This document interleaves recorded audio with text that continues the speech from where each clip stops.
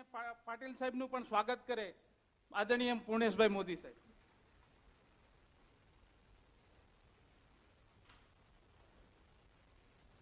નમસ્તે.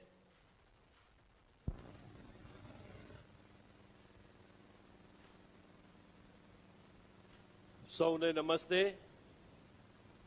ભારત માતા કી, ભારત માતા કી જય સોમનાથ. પ્રભાસ પાટણ સૌરાષ્ટ્ર મુકામે 12 જ્યોતિર્લિંગ પૈકીનું એક જ્યોતિર્લિંગ, પ્રથમ જ્યોતિર્લિંગ, દિવ્યતા અને ભવ્યતાનું પ્રતીક પવિત્ર સોમનાથ મહાદેવ મંદિર. ભગવાન સોમનાથ દાદાની ભક્તિ કરીએ, દર્શન કરીએ, પૂજા કરીએ, સ્મરણ કરીએ અને ધન્યતા અનુભવીએ. અને સાથે સાથે સોમનાથ મંદિરનો જીર્ણોદ્ધાર કરનાર દેશના તત્કાલીન ગૃહમંત્રી આદરણીય સરદાર વલ્લભભાઈ પટેલ માટે ગૌરવ થાય, આદર થાય, સ્વાભાવિક છે. સમગ્ર દેશવાસીઓનું સ્વાભિમાન એટલે આપણા સરદાર સાહેબ. કાશી, બનારસ, ઉત્તર પ્રદેશ મુકામે આવેલ 12 જ્યોતિર્લિંગ પૈકીનું એક જ્યોતિર્લિંગ, દિવ્યતા અને ભવ્યતાનું પ્રતીક પવિત્ર વિશ્વનાથ મહાદેવ મંદિર. ભગવાન વિશ્વનાથ દાદાને ભક્તિ કરીએ, પૂજા કરીએ, દર્શન કરીએ, સ્મરણ કરીએ, ધન્યતાનો અનુભવ કરીએ છીએ. અને સાથે સાથે કાશી વિશ્વનાથ મંદિરનો જીર્ણોદ્ધાર કરનાર દેશના પ્રધાનમંત્રી, વિશ્વના નેતા, હિન્દુસ્તાનના સર્વાધિક લોકપ્રિય નેતા આદરણીય નરેન્દ્રભાઈ મોદી સાહેબ માટે ગૌરવ થાય, આદર થાય. અમારા વડાપ્રધાન અમારું અભિમાન છે. વિશ્વ નેતા અને આદરણીય પ્રધાનમંત્રી નરેન્દ્રભાઈ મોદી સાહેબના આજે શુભ હસ્તે દિવ્યતા અને ભવ્યતાના પ્રતીક રૂપે પ્રભાસ પાટણના પવિત્ર તીર્થસ્થાન સોમનાથ દાદાના સાનિધ્યમાં નવું સોપાન, નવું સાકાર થયેલ અતિથિગૃહ સર્કિટ હાઉસ, એનું લોકાર્પણ આપણા આદરણીય નેતા નરેન્દ્રભાઈ મોદી સાહેબના શુભ હસ્તે જઈ રહ્યું છે. તેનું અમને બધાને ગૌરવ છે.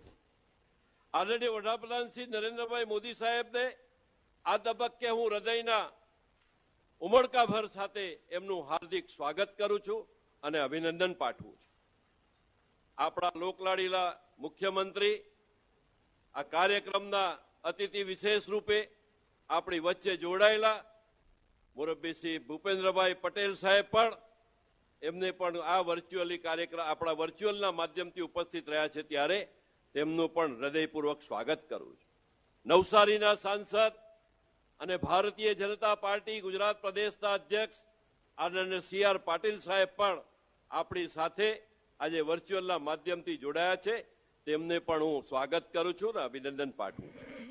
અમારા મંત્રીમંડળના સાથીઓ માનનીય અરવિંદભાઈ રૈયાણીજી, દેવાભાઈ માલમ, અમારા લોકપ્રિય સાંસદ રાજેશભાઈ અને અમારા જિલ્લા પંચાયતના બેન રામીબેન વાંજા, સોમનાથ મંદિરના ટ્રસ્ટી JD પરમારજી, ગુજરાત સરકારના મુખ્ય સચિવ પંકજકુમારજી, માર્ગ અને મકાન વિભાગના અમારા SP વસાવા, પવિત્ર યાત્રા ધામના RR રાવલજી, મંચ પર ઉપસ્થિત રાજકીય આગેવાનો, અધિકારીગણ, સૌનો હું ખૂબ ખૂબ આભાર માનું છું અને એમનું હૃદયપૂર્વક હાર્દિક સ્વાગત કરું છું.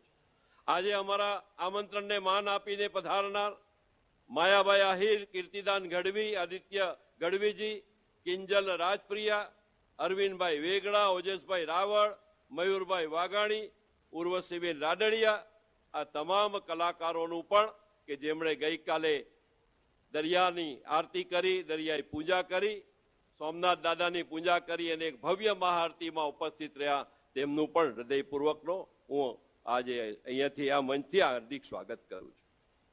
સોમનાથ દાદાના સાનિધ્યમાં આ મહાસાગરમાં આઝાદીનો અમૃત મહોત્સવ અને આ અમૃત મહોત્સવમાં 75 પ્રતિકરૂપીની 75 બોટ દ્વારા જે બનાવનાર વેરાવળના માછી સમાજ કે જે આજે અહીંયા ઉપસ્થિત છે, એમનું પણ હું ખૂબ ખૂબ સ્વાગત કરું છું.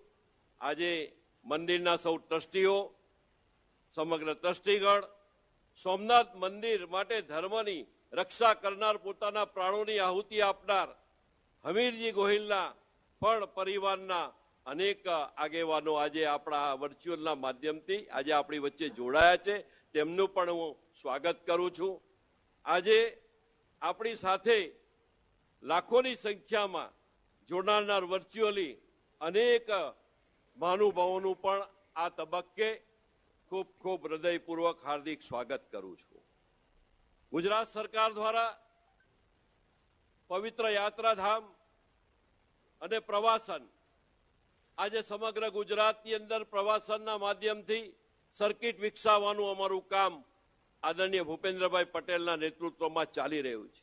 એ સાપુતારા હોય, એની આસપાસનો વિસ્તાર હોય, જે સ્ટેચ્યુ ઓફ યુનિટી કેવડિયા હોય એની આસપાસનો વિસ્તાર હોય, પ્રતિષ્ઠિત ડાકોર મંદિર હોય એની આસપાસનો વિસ્તાર હોય, અંબાજી મંદિર હોય એની આસપાસનો વિસ્તાર હોય, દ્વારકા હોય એની આસપાસનો વિસ્તાર હોય, સોમનાથ દાદા પવિત્ર સોમનાથ યાત્રાધામ હોય એની આસપાસનો વિસ્તાર હોય, જુનાગઢનો ગિરનારનો આસપાસનો વિસ્તાર હોય, આ બધા આસપાસના વિસ્તારની સર્કિટની ગુજરાત સરકાર દ્વારા એક સર્કિટ પ્લેટફોર્મ બને, એક સર્કિટ એક જગ્યાથી બીજી જગ્યાથી પ્રવાસનનું માધ્યમ બને, એનો સર્વે અને એની ચકાસણી ચાલી રહી છે.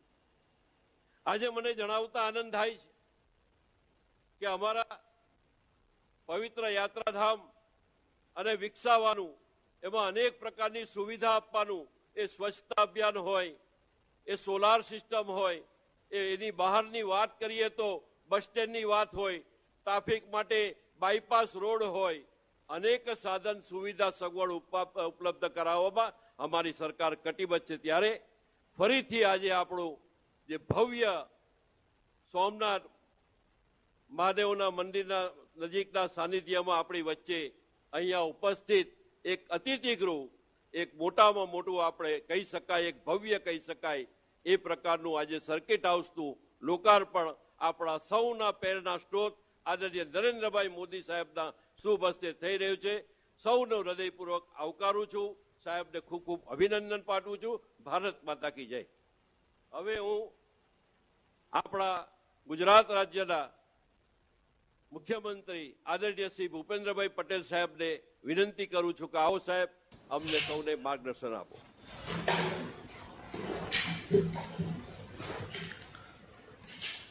સૌને જય સોમનાથ. કરોડો હિન્દુઓના આસ્થા કેન્દ્ર પવિત્ર યાત્રાધામ સોમનાથ વેરાવળમાં નવનિર્મિત અતિથિગૃહના લોકાર્પણ અવસરે વર્ચ્યુઅલ માધ્યમથી ઉપસ્થિત આદરણીય પ્રધાનમંત્રી શ્રી નરેન્દ્રભાઈ મોદી સાહેબ, કેબિનેટના મારા સાથી માર્ગ મકાન મંત્રી શ્રી પૂર્ણેશભાઈ મોદી, રાજ્ય કક્ષાના મંત્રી અને સોમનાથ જિલ્લાના પ્રભારી મંત્રી શ્રી અરવિંદભાઈ રાયાણી, દેવાભાઈ માલમ, વર્ચ્યુઅલ માધ્યમથી જોડાયેલા સાંસદ અને ભારતીય જનતા પાર્ટીના પ્રદેશ અધ્યક્ષ સી આર પાટીલજી, સાંસદ શ્રી રાજેશભાઈ ચુડાસમા, સોમનાથ ટ્રસ્ટના ટ્રસ્ટીશ્રીઓ, મુખ્ય સચિવ શ્રી પંકજકુમાર, સૌ પદાધિકારી શ્રીઓ, સૌ કલાકારશ્રીઓ, આમંત્રિત ભાઈઓ અને બહેનો.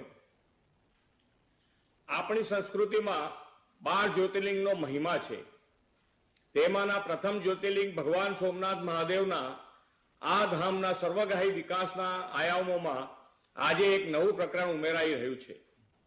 સોમનાથ ટ્રસ્ટના અધ્યક્ષ શ્રી અને આદરણીય વડાપ્રધાન શ્રી નરેન્દ્રભાઈના કરકમળો દ્વારા લોકાર્પિત થનારું 41 રૂમનું સ્ટેટ ઓફ ધ આર્ટ અતિથિગૃહ સોમનાથ દર્શને આવનાર યાત્રિકો માટે આગવું નજરાણું બનશે. પ્રધાનમંત્રી શ્રી નરેન્દ્રભાઈએ આપણી સાંસ્કૃતિક અસ્મિતા અને દેશના ઇતિહાસમાં મહત્વ ધરાવતા માનબિંદુ સમાન સ્થળોના હોલિસ્ટિક ડેવલપમેન્ટનો નવો રાહ કંડાર્યો છે. જીવ અને શિવને જોડતું વિશ્વ પ્રસિદ્ધ શ્રદ્ધા સ્થાનક સોમનાથ વિશ્વ પ્રસિદ્ધ પ્રવાસન ધામ બને એ દિશામાં એક પછી એક પગલાં લેવાઈ રહ્યા છે. તાજેતરમાં જ વડાપ્રધાન શ્રીએ વર્ચ્યુઅલી સોમનાથ એક્ઝિબિશન સેન્ટર, સમુદ્ર પથનું લોકાર્પણ તેમજ પાર્વતી મંદિરનો શિલાન્યાસ કર્યો છે.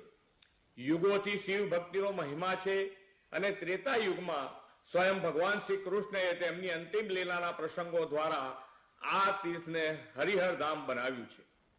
કરોડો લોકોની આસ્થાના પ્રતીક સોમનાથ મહાદેવના મંદિરની ભવ્યતાને વિધર્મી આક્રમણો અનેકવાર ખંડિત કરવાનો પ્રયાસ કરવા છતાં આજે આ મહાલય વિશાળ પરિસર જાજરમાન ભવ્યતાથી અડીખમ ઊભું છે. શ્રી સોમનાથ મંદિર આપણી રાષ્ટ્રીય જાગૃતિનું એક અણનમ પ્રતીક છે. સોમનાથ પર મોહમ્મદ ગઝનીએ કરેલા આક્રમણથી ખંડિત થયેલા મંદિરને આઝાદી બાદ ભવ્ય સ્વરૂપ આપવાનું સ્વપ્ન સરદાર સાહેબે જોયું હતું. દેશ આઝાદીનો અમૃત મહોત્સવ પ્રધાનમંત્રી શ્રી નરેન્દ્રભાઈની પ્રેરણા અને માર્ગદર્શનથી ઉજવી રહ્યો છે. સરદાર સાહેબે સોમનાથ મંદિરની ભવ્યતા અને દિવ્યતાના જોયેલા સ્વપ્નને આઝાદીના અમૃત મહોત્સવ વર્ષે આદરણીય નરેન્દ્રભાઈ સોમનાથ ટ્રસ્ટના અધ્યક્ષ તરીકે પાર પાડી રહ્યા છે. આ નવનિર્મિત અતિથિ ગૃહ એ શૃંખલાની એક અગત્યની કડી છે. શ્રી નરેન્દ્રભાઈની કેન્દ્ર સરકાર સરદાર સાહેબે દશકો પહેલા જોયેલા સ્વપ્નને સાકાર કરી રહી છે. આજે શ્રી નરેન્દ્રભાઈ સોમનાથના વિશ્વ કક્ષાની પ્રવાસન યાત્રા સુવિધાઓ વિકસાવવાનું કાર્ય કરી રહ્યા છે. આ જ વિચાર અંતર્ગત કેન્દ્ર સરકારની પ્રસાદ યોજનાના અમલમાં પણ આવી છે. પ્રસાદ યોજના અંતર્ગત સોમનાથ ધામમાં યાત્રીઓની સુવિધા માટે અનેક વિકાસના કામો થઈ રહ્યા છે. હયાત પ્રવાસ ધામોનું રીડેવલપમેન્ટ પણ સતત થતા જાય, ટુરિઝમના નવા આકર્ષણો પણ ઉમેરાતા રહે તેવી તેમની નેમ છે. 24/7 સ્વચ્છતા સભા સહિતની સુવિધા અહીં વિકસી છે. વડાપ્રધાન શ્રી નરેન્દ્રભાઈ મોદીએ ગ્રીન ક્લીન એનર્જીના વ્યાપક ઉપયોગથી દેશમાં પર્યાવરણ પ્રિય વાતાવરણ આપવાની પહેલ કરીને વિશ્વને પણ એક નવો માર્ગ ચીધ્યો છે. પ્રધાનમંત્રીશ્રીએ સ્વયં જેના અધ્યક્ષ છે તે સોમનાથ મંદિર પરિસરમાં સોલાર રૂફટોપ અને સોલાર એનર્જીના ઉપયોગથી 200 કેવીએ ગ્રીન ક્લીન એનર્જીનો વિનિયોગ થયા છે.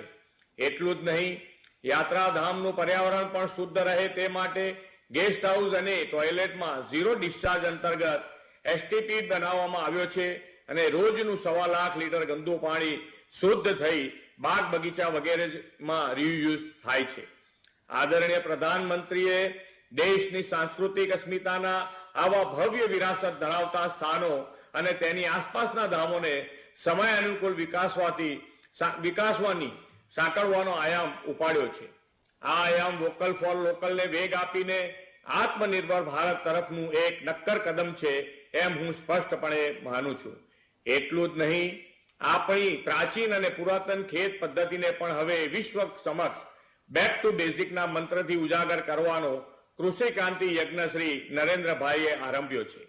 આપણા કિસાનોને રાસાયણિક ખાતરથી મુક્ત થઈ નેચરલ ફાર્મિંગ, પ્રાકૃતિક ખેતી દ્વારા ખેત ઉત્પાદન ક્ષેત્રે આત્મનિર્ભરતા માટે પ્રધાનમંત્રીશ્રીએ પ્રેરિત કર્યા છે. વડાપ્રધાન શ્રી સોમનાથ ટ્રસ્ટના અધ્યક્ષ તરીકે આ યાત્રાધામમાં વર્લ્ડ ક્લાસ સુવિધા વિકસાવી સોમનાથને વર્લ્ડ સ્પિરિચ્યુઅલ ડેસ્ટિનેશન બનાવવામાં સંકલ્પબદ્ધ છે. એ જ પરિપાટીએ વિશ્વને પ્રાકૃતિક ખેતી તરફ વાળીને નેચરલ ફાર્મિંગ દ્વારા વર્લ્ડ એગ્રીકલ્ચર મેપ પર ભારતને અગ્રીમ સ્થાને પહોંચાડવાના બ્રાન્ડ એમ્બેસેડર પણ બનશે. સૌના સાથ, સૌના વિકાસ, સૌનો વિશ્વાસ અને સૌના પ્રયાસ સાથે હવે સૌના સ્વાસ્થ્ય માટે તેમણે પ્રાકૃતિક ખેતીની મુહિમ ઉપાડી છે. આજે ગુજરાતને તેમના વરદ હસ્તે મળેલી આ નવીન અતિથિ ગૃહની ભેટ સોમનાથ ધામની ભવ્યતા, દિવ્યતામાં વધુ એક ઉમેરણ બનશે એવો મને વિશ્વાસ છે. આદરણીય વડાપ્રધાનશ્રીને આ માટે ખૂબ ખૂબ આભાર વ્યક્ત કરું છું. ભગવાન સોમનાથની કૃપા આપણા પર અને પ્રધાનમંત્રી શ્રી નરેન્દ્રભાઈ મોદી પર વરસતી રહે અને સૌનો આરોગ્ય, સુખાકારી, સમૃદ્ધિ, પ્રગતિ જળવાઈ રહે એ જ સોમનાથ દાદાના ચરણોમાં પ્રાર્થના. જય સોમનાથ, જય જય ગરવી ગુજરાત.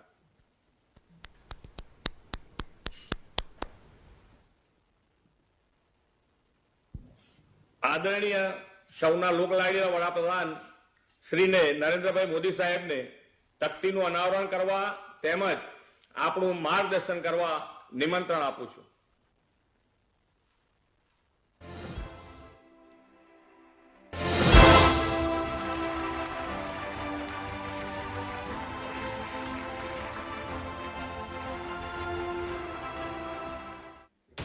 द्वादश ज्योतिर्लिंग में प्रथम है जिनका स्थान, वही है सौराष्ट्र के श्री सोमनाथ भगवान.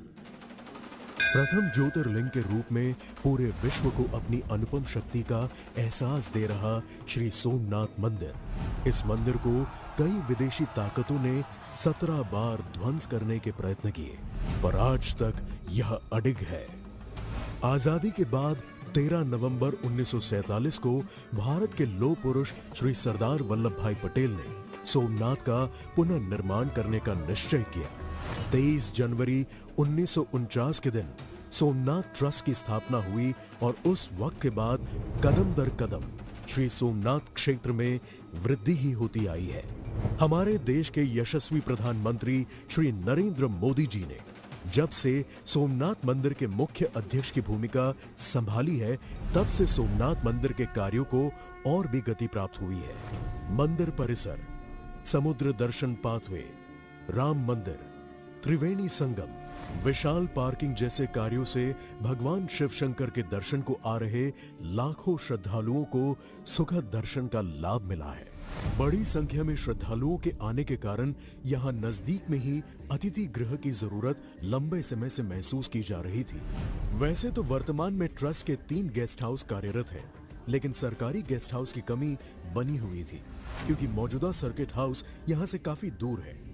इस कमी को दूर करने का संकल्प हमारे यशस्वी प्रधानमंत्री श्री नरेंद्र मोदी जी ने लिया, जिनका मानना है कि जिस स्थल का महत्व हो उस स्थल की सुविधा भी महत्तम हो। इसी विजन का परिणाम है कि मंदिर परिसर के नजदीक ही नया और भव्य अतिथि गृह बनकर तैयार है। 15,000 स्क्वायर मीटर में फैला है, जिसका कारपेट एरिया 7,077 स्क्वायर मीटर है। इस अतिथि गृह में विविध सुविधा से सज्ज कुल 48 कमरे बनाए गए हैं। विशाल पार्किंग के साथ बनाया गया यह 4 मंजिला अतिथि गृह यात्रियों को भगवान श्री सोमनाथ के निकट रहने का अवसर प्रदान करेगा। अतिथि गृह के बाहर बनाई गई लॉन व गार्डन यहां से मंदिर एवं समंदर के साथ सूर्यास्त का नजारा दिखाएगा। साथ ही सामाजिक व सांस्कृतिक कार्यक्रम हेतु 200 लोगों की कैपेसिटी वाला विशाल हॉल यहाँ की संस्कृति लोगों तक पहुंचाता रहेगा। कॉन्फ्रेंस हॉल एवं डाइनिंग एरिया व किचन और विशाल स्टोर रूम जैसी सारी सुविधाओं से सज्ज यह अतिथि गृह यहाँ आ रहे यात्रियों की सुविधा में यजमान बनने हेतु उत्सुक है। 30 करोड़ से अधिक की लागत से बने इस नए अतिथि गृह से श्रद्धालुओं को सोमनाथ क्षेत्र में किफायती और बेहतर सुविधा मिलेगी।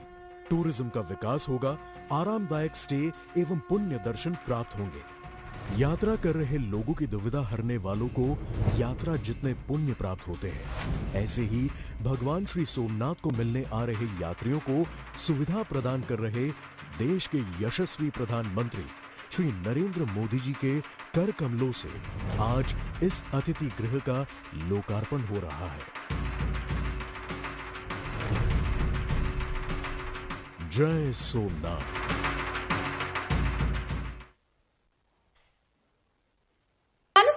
రంగాలలో దశాబ్దపు అనుభవంతో కస్టమర్ల మరియు శ్రేయోభిలాషుల మన్ననలను నమ్మకాన్ని గెలుపొందిన సంస్థ విఆర్ఆర్ కన్స్ట్రక్షన్స్. నాణ్యతకు నమ్మకానికి మారుపేరు VRR constructions. Independent houses, apartments, villas అన్ని రకాల హంగులతో అలరించే అద్భుతమైన వెంచర్స్ తో పాటు అందరికీ అందుబాటు ధరలో సొంత ఇంటి కలను సాకారం చేసే నమ్మకమైన సంస్థ VRR constructions. Please visit VRR constructions, Varatex Plaza near Radhika Theatre, ECL X Road, Hyderabad. Call to 9100885552 9100885559. આપણા સૌના લોકલાડીલા વડાપ્રધાન આદરણીય શ્રી નરેન્દ્રભાઈ મોદી સાહેબને આપણું માર્ગદર્શન કરવા નિમંત્રણ આપું છું. जय सोमनाथ। कार्यक्रम में उपस्थित गुजरात के मुख्यमंत्री श्री भूपेंद्र भाई पटेल, प्रदेश भारतीय जनता पार्टी के अध्यक्ष और संसद में मेरे साथी श्री CR पाटिल जी, गुजरात सरकार में मंत्री पूर्णेश मोदी, अरविंद रयाणी, देवाभाई मालम, जूनागढ़ के सांसद राजेश चुड़ासमा, सोमनाथ मंदिर ट्रस्ट के अन्य सदस्यगण, अन्य महानुभाव, देवियों और सज्जनों, भगवान सोमनाथ की आराधना में हमारे शास्त्रों में कहा गया है, भक्ति प्रदानाय कृपा अवतीर्णम तम सोमनाथम शरणम प्रपद्ये। यानी भगवान सोमनाथ की कृपा अवतीर्ण होती है, कृपा के भंडार खुल जाते हैं। पिछले कुछ समय से जिस तरह यहां एक के बाद एक विकास कार्य हो रहे हैं, ये सोमनाथ दादा की ही विशेष कृपा है। मैं इसे अपना सौभाग्य मानता हूं कि सोमनाथ ट्रस्ट से जुड़ने के बाद मैं इतना कुछ होते हुए देख रहा हूं। कुछ महीने पहले यहां एग्जीबिशन गैलरी और प्रोमेनाड समेत कई विकास कार्यों का लोकार्पण हुआ था। पार्वती मंदिर की आधारशिला भी रखी गई थी और आज सोमनाथ सर्किट हाउस का लोकार्पण भी हो रहा है। मैं इस महत्वपूर्ण अवसर पर गुजरात सरकार को, सोमनाथ मंदिर ट्रस्ट को और आप सभी को हार्दिक बधाई देता हूं। साथियों, ये जब सर्किट हाउस की कमी एक है, अतिथि गृह वो भी दूर, तो बाहर से आने वालों को ठहराने के लिए मंदिर ट्रस्ट पर ही काफी दबाव रहता था। अब ये सर्किट हाउस बनने के बाद, एक स्वतंत्र व्यवस्था बनने के बाद, और वो भी मंदिर के से कोई ज्यादा दूर नहीं है, और उसके कारण मंदिर पर जो दबाव रहता था वो भी कम हो गया। अब वो अपने मंदिर के काम में ज्यादा ध्यान दे पाएंगे। मुझे बताया गया है कि इस भवन को इस तरह बनाया गया है, यहां रुकने वाले व्यक्तियों को सी व्यू मिले, समुद्र दर्शन होते रहे। यानी लोग जब यहां शांति से अपने कमरे में बैठेंगे तो उन्हें समुद्र की लहरें भी दिखेगी और सोमनाथ का शिखर भी नजर आएगा। समंदर की लहरों में, सोमनाथ के शिखर में उन्हें समय के थपेड़ों को चीरकर गौरवान्वित खड़ी भारत की चेतना भी दिखाई देगी। इन बढ़ती हुई सुविधाओं की वजह से भविष्य में दीव हो, गीर हो, द्वारिका हो, बेट द्वारिका हो, इस पूरे क्षेत्र में जो भी यात्री आएंगे, सोमनाथ एक प्रकार से इस पूरे टूरिज्म सेक्टर के क्षेत्र का एक सेंटर पॉइंट बन जाएगा, एक बहुत बड़ा महत्वपूर्ण ऊर्जा केंद्र बन जाएगा। साथियों, जब हम अपनी सभ्यता की चुनौतियों से भरी यात्रा पर नजर डालते हैं तो अंदाज होता है कि भारत सैकड़ों वर्षों की गुलामी में किन हालातों से गुजरा है। जिन परिस्थितियों में सोमनाथ मंदिर को तबाह किया गया और फिर जिन परिस्थितियों में सरदार वल्लभ भाई पटेल के प्रयासों से मंदिर का जीर्णोद्धार हुआ, वो दोनों ही हमारे लिए एक बहुत बड़ा संदेश है। आज आजादी के अमृत महोत्सव में हम देश के अतीत से जो सीखना चाहते हैं, सोमनाथ जैसे आस्था और संस्कृति के स्थल उसके अहम केंद्र हैं। साथियों, अलग अलग राज्यों से, देश और दुनिया के अलग अलग कोनों से सोमनाथ मंदिर में दर्शन करने हर साल करीब करीब 1 करोड़ श्रद्धालु आते हैं। ये श्रद्धालु जब यहां से वापस जाते हैं तो अपने साथ कई नए अनुभव, कई नए विचार, एक नई सोच लेकर के जाते हैं। इसलिए एक यात्रा जितनी महत्वपूर्ण होती है, उतना ही महत्वपूर्ण उसका अनुभव भी होता है। तीर्थ यात्रा में तो खासकर हमारी इच्छा होती है कि हमारा मन भगवान में ही लगा रहे। यात्रा से जुड़ी अन्य परेशानियों में हमें जूझना न पड़े, उलझना न पड़े। सरकार और संस्थाओं के प्रयासों ने कैसे कई तीर्थों को संवारा है। सोमनाथ मंदिर इसका भी जीवंत उदाहरण है। आज यहां आने वाले श्रद्धालुओं के लिए रुकने की अच्छी व्यवस्था हो रही है।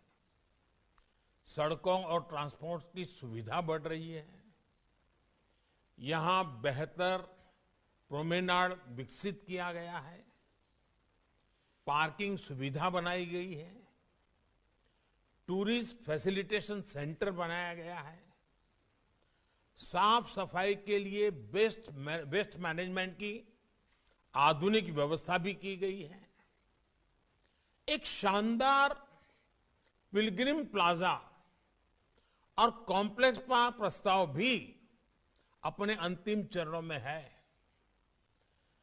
हम जानते हैं, अभी हमारे पूर्णेश भाई उसका वर्णन भी कर रहे थे, मां अंबाजी मंदिर में भी इसी तरह के विकास और यात्री सुविधाओं के निर्माण के लिए विचार चल रहा है। द्वारकाधीश मंदिर, रुक्मणी मंदिर, गोमती घाट समेत और भी ऐसे कितने ही विकास कार्यों को ऑलरेडी हम लोगों ने पूर्ण कर लिया है। ये यात्रियों को सुविधा भी दे रहे हैं और गुजरात की सांस्कृतिक पहचान भी मजबूत कर रहे हैं। मैं इस उपलब्धियों के बीच गुजरात के सभी धार्मिक और सामाजिक संगठनों को भी इस अवसर पर जरूर साधुवाद देता हूं, उनकी बधाई देता हूं। आपके द्वारा व्यक्तिगत स्तर पर भी जिस तरह विकास और सेवा के काम सतत किए जा रहे हैं, वो सब कुछ मेरी दृष्टि से तो सबका प्रयास,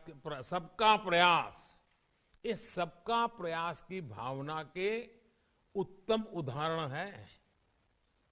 सोमनाथ मंदिर ट्रस्ट ने कोरोना की मुश्किलों के बीच जिस तरह यात्रियों की देखभाल की, समाज की जिम्मेदारी उठाई, उसमें जीव ही शिव, ये जीव ही शिव के हमारे विचार के दर्शन होते हैं। साथियों, हम दुनिया के कई देशों के बारे में सुनते हैं कि उनकी अर्थव्यवस्था में पर्यटन का योगदान कितना बड़ा है, इसको बहुत प्रमुखता से दर्शाया जाता है। हमारे यहां तो हर राज्य में, हर क्षेत्र में, दुनिया के देशों में, एक एक देश में जितनी ताकत है उतनी हमारे एक एक राज्य में है। ऐसी अनंत संभावनाएं हैं। आप किसी भी राज्य का नाम लीजिए, सबसे पहले मन में क्या आता है? गुजरात का नाम लेंगे तो Somnath, Dwarka, statue of unity, Dholavira, Kutch का रण, ऐसे अद्भुत स्थान मन में उभर आते हैं। यूपी का नाम लेंगे तो अयोध्या, मथुरा, काशी, प्रयाग, कुशीनगर, विंध्याचल जैसे अनेकों नाम एक प्रकार से अपने मानस छवि पे छा जाते हैं। सामान्य जन का हमेशा मन करता है कि इन सब जगहों पर जाने को मिले। उत्तराखंड तो देवभूमि ही है। बद्रीनाथ जी, केदारनाथ जी वहीं पर है। हिमाचल प्रदेश की बात करें तो मां ज्वाला देवी वहीं है, मां नैना देवी वहीं है। पूरा पूर्वोत्तर देवी और प्राकृतिक आभा से परिपूर्ण है। इसी तरह रामेश्वरम जाने के लिए तमिलनाडु, पुरी जाने के लिए ओडिशा, तिरुपति बालाजी दर्शन के लिए आंध्र प्रदेश, सिद्धि विनायक जी के लिए महाराष्ट्र, सबरीमाला के लिए केरला का नाम आता है। आप जिस किसी भी राज्य का नाम लेंगे, तीर्थाटन और पर्यटन के एक साथ कई केंद्र हमारे मन में आ जाएंगे। ये स्थान हमारी राष्ट्रीय एकता का, एक भारत श्रेष्ठ भारत की भावना का प्रतिनिधित्व करते हैं। इन स्थलों की यात्रा राष्ट्रीय एकता को बढ़ाती है। आज देश इन जगहों को समृद्धि के एक मजबूत स्रोत के रूप में भी देख रहा है।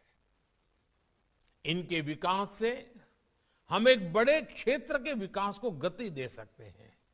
साथियों, पिछले 7 सालों में देश ने पर्यटन की संभावनाओं को साकार करने के लिए लगातार काम किया है। पर्यटन केंद्रों का ये विकास आज केवल सरकारी योजना का हिस्सा भर नहीं है, बल्कि जन भागीदारी का एक अभियान है। देश की हेरिटेज साइट्स, हमारी सांस्कृतिक विरासतों का विकास इसका बड़ा उदाहरण है। पहले जो हेरिटेज साइट्स उपेक्षित पड़ी रहती थी, उन्हें अब सबके प्रयास से विकसित किया जा रहा है। प्राइवेट सेक्टर भी इसमें सहयोग के लिए आगे आया है। इनक्रेडिबल इंडिया और देखो अपना देश जैसे अभियान आज देश के गौरव को दुनिया के सामने रख रहे हैं, पर्यटन को बढ़ावा दे रहे हैं। स्वदेश दर्शन योजना के तहत देश में 15 थीम बेस्ड टूरिस्ट सर्किट भी विकसित किए जा रहे हैं। ये सर्किट न केवल देश के अलग अलग हिस्सों को अपने में जोड़ते हैं, आपस में जोड़ते हैं, बल्कि पर्यटन को नई पहचान देकर सुगम भी बनाते हैं। रामायण सर्किट के लिए उसके जरिए आप भगवान राम के जुड़े जितने भी स्थान हैं, भगवान राम के साथ रामायण में जिन जिन चीजों का उल्लेख आता है, उन सभी स्थानों का एक के बाद एक दर्शन कर सकते हैं। इसके लिए रेलवे द्वारा विशेष रेल भी शुरू की गई है और मुझे बताया गया कि बहुत पॉपुलर हो गई है। एक स्पेशल ट्रेन कल से दिव्य काशी यात्रा के लिए भी दिल्ली से शुरू होने जा रही है। बुद्ध सर्किट देश विदेश के पर्यटकों के लिए भगवान बुद्ध के सभी स्थानों तक पहुंचना आसान बना रहे हैं। विदेशी पर्यटकों के लिए भी वीजा नियमों को भी आसान बनाया गया है, जिसका लाभ भी देश को मिलेगा। अभी कोविड की वजह से कुछ दिक्कतें जरूर है, लेकिन मेरा विश्वास है संक्रमण कम होते ही पर्यटकों की संख्या फिर तेजी से बढ़ेगी। सरकार ने जो वैक्सीनेशन अभियान चलाया है, उसमें भी इस बात का विशेष ध्यान रखा है कि हमारे टूरिस्ट स्टेट्स में प्राथमिकता के आधार पर सबको वैक्सीन लगे। गोवा, उत्तराखंड जैसे राज्यों ने तो इसमें बहुत तेजी से काम किया है। साथियों, आज देश पर्यटन को समग्र रूप में होलिस्टिक वे में देख रहा है। आज के समय में पर्यटन बढ़ाने के लिए 4 बातें आवश्यक हैं। पहला, स्वच्छता। पहले हमारे पर्यटन स्थल, पवित्र तीर्थ स्थल भी अस्वच्छ रहते थे। आज स्वच्छ भारत अभियान ने ये तस्वीर बदली है। जैसे जैसे स्वच्छता आ रही है, पर्यटन में भी इजाफा हो रहा है। पर्यटन बढ़ाने के लिए दूसरा अहम तत्व है सुविधा। लेकिन सुविधाओं का दायरा केवल पर्यटन तक ही सीमित नहीं होना चाहिए। सुविधा परिवहन की, इंटरनेट की, सही जानकारी की, मेडिकल व्यवस्था की, हर तरह की होनी चाहिए। और इस दिशा में भी देश में चौतरफा काम हो रहा है।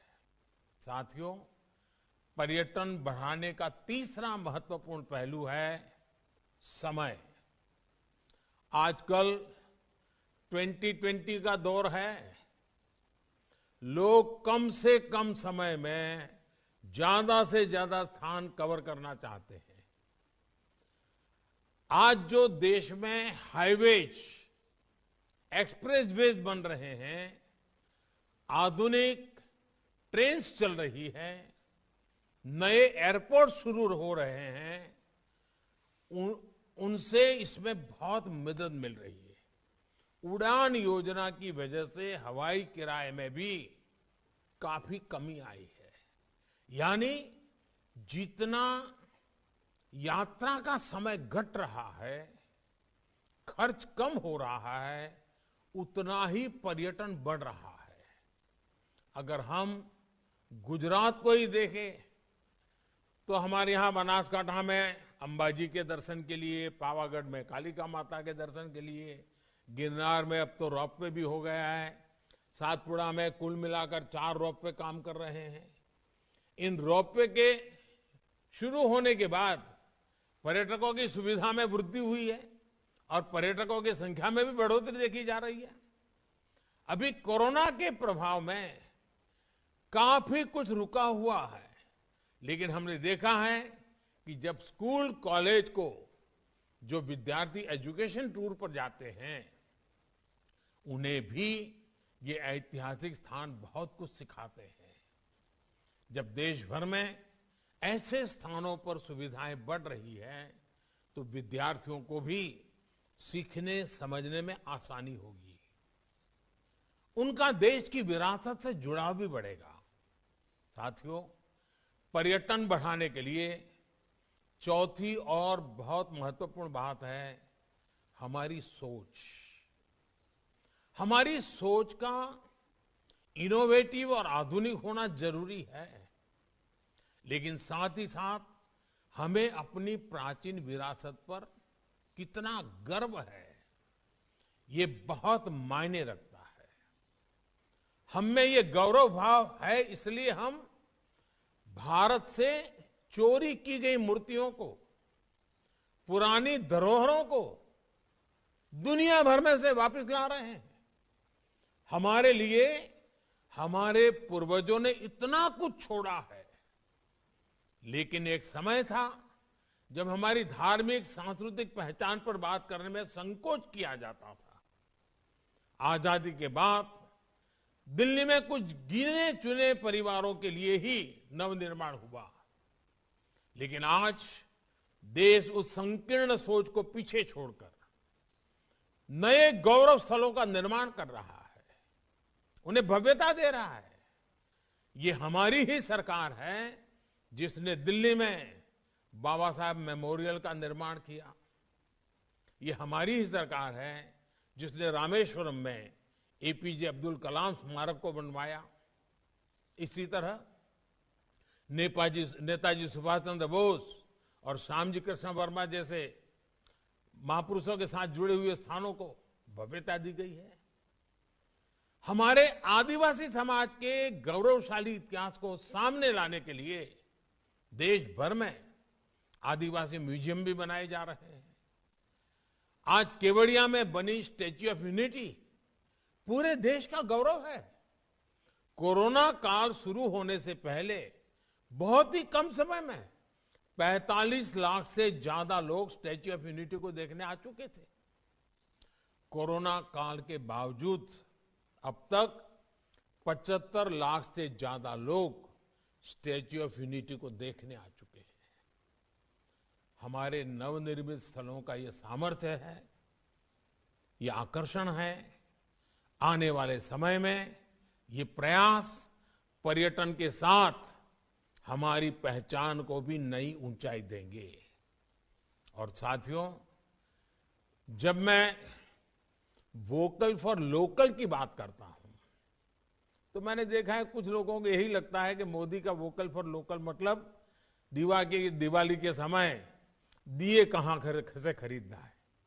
इतना सीमित अर्थ मत करना भाई। जब मैं वोकल फॉर लोकल कहता हूं तो मेरी दृष्टि से टूरिज्म भी इसमें आ जाता है।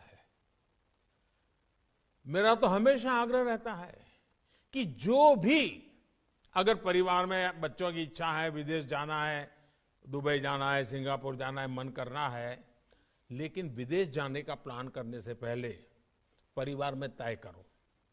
पहले हिंदुस्तान में 15-20 मशहूर स्थान पर जाएंगे, पहले हिंदुस्तान को अनुभव करेंगे, देखेंगे, बाद में दुनिया के किसी और जगह पर जाएंगे। साथियों, वोकल फॉर लोकल जीवन के हर क्षेत्र में हमें इसे अंगीकार करना ही होगा। देश को समृद्ध बनाना है, देश के नौजवानों के लिए अवसर तैयार करने हैं, तो इस रास्ते पर चलना होगा। आज आजादी के अमृत महोत्सव में हम एक ऐसे भारत के लिए संकल्प ले रहे हैं जो जितना आधुनिक होगा उतना ही अपनी परंपराओं से जुड़ा होगा। हमारे तीर्थ स्थान, हमारे पर्यटन स्थल इस नए भारत में रंग भरने का काम करेंगे।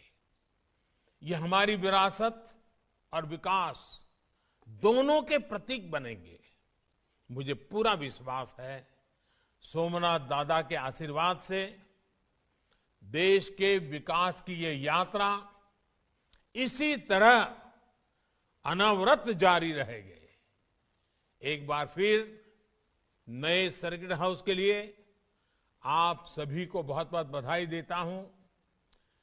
મને આનંદ થયો હોત કે આજે હું તમારી વચ્ચે રૂબરૂ આવી શક્યો હોત, જૂના બધા સાથીઓને મળવાનું થયું હોત, દાદાના પણ દર્શન થઈ જાત અને ત્યાં પણ જે વિકાસની પ્રવૃત્તિઓ ચાલી રહી છે ને નજરે જોઈ શકત।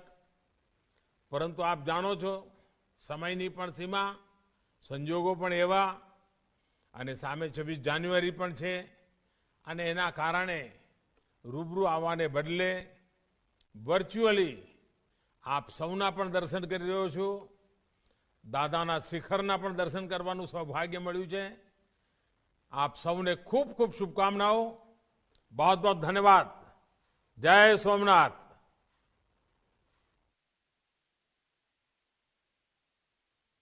స్వామి బోధానంద గోసేవ ఆశ్రమం సైథాపూర్। జ్యోతిష్యం, వాస్తుశాస్త్రం మన పూర్వీకులు మనకిచ్చిన వరం। దుర్గాదేవి, కాలభైరవ ఉపాసనతో వాక్సిద్ధి పొందిన శ్రీ శ్రీ బోధానందగిరి స్వామివారు మీకు ఎలాంటి సమస్యలున్నా, వాటిలో ముఖ్యంగా ధన నష్టం, ఆరోగ్య నష్టం, భార్యాభర్తల మధ్య గొడవలు, ప్రేమించుకున్న వారు దూరం అవడం, ఎన్ని సంబంధాలు వచ్చినా పెళ్లి ముడి పడకపోవడం, రోడ్డు ప్రమాదాలు, అప్పుల బాధలు, వ్యవసాయంలో నష్టాలు, పెద్దల మాట పిల్లలు వినకపోవడం, ఆరోగ్య శాంతి, గృహశాంతి, మనశ్శాంతి లేకపోవడం, ఇలాంటి సమస్యలు ఉన్నట్లయితే ఒక్కసారి స్వామీజీని కలవండి। మీ సమస్యలకు తగిన పరిష్కారాన్ని పొందండి। అంతేకాక అన్ని రకాల వ్యాధులకు గోపంచకవ్య మరియు మూలికా వైద్యం చేయబడును। నమ్మకంతో రండి, ఆయురారోగ్యాలతో వర్ధిల్లండి। మా అడ్రస్ స్వామి బోధానంద గోసేవ ఆశ్రమం, సైథాపూర్, వీరభద్ర స్వామి గుడి దగ్గర, యాదగిరిగుట్ట। సంప్రదించవలసిన నెంబర్ 9849213755। 9654 మరియు 9618034138.